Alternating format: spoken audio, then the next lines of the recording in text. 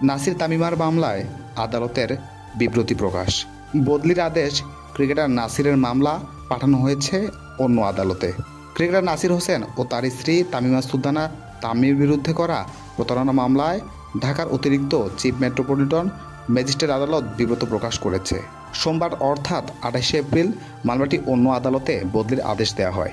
সোমবার আত্মপক্ষ সমর্থনের দিন ধার্য ছিল। এদিন নাসির ও তামিমা আদালতে হাজির হন।